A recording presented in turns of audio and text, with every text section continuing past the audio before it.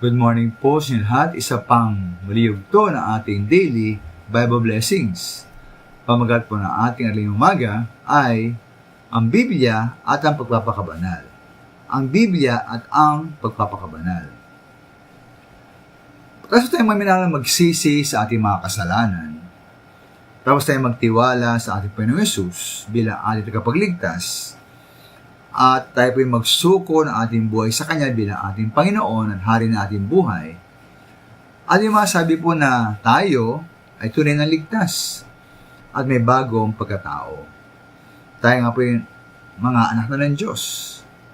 Ay nga po si 2 Korinto 5:17, kung sino man ay na kay Kristo, siya ay bagong nilalang. Ang mga dating bagay ay nagsilipas na, narito sila ay pawang naging mga bago. Ngayon po tulad po ng mga bagong panganak na sanggol, ang mga bagong pinanganak po sa spiritual, ayon, ay dapat lumago, lalo na sa pagpapakabanal. Sa English po ito tinatawag na sanctification. Ang John 17:17 sabi po roon, bilang panalangin ng ating Panginoong Hesus, pakabadalin mo sila sa katotohanan, ang salita mo ay katotohanan. Totoo po ang paglago sa kabanalan o sanctification ay resulta ng pagkilos ng Banal na Espiritu sa ating buhay.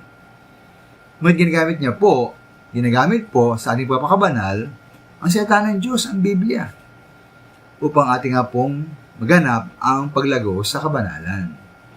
Halimbawa po sabi sa Efeso 5:26, bilang pagtukoy po sa iglesia upang kanyang pakabanalin ito na nilinis sa magitan ng paghuhugas ng tubig na may salita. Sa unang Pedro 1:22, binigyan din po roon na mga Kristyano noon ay nilinis nila ang mga kaluluwa sa kanilang pagtalima sa katotohanan.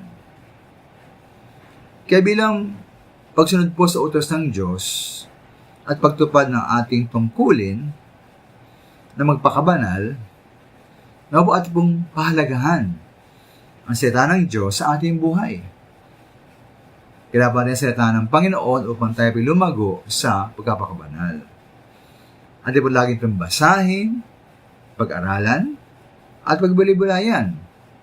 At ang pinakamalaga, ating pong isagawa ang Biblia, ang salita ng Diyos sa ating buhay. Maraming salamat.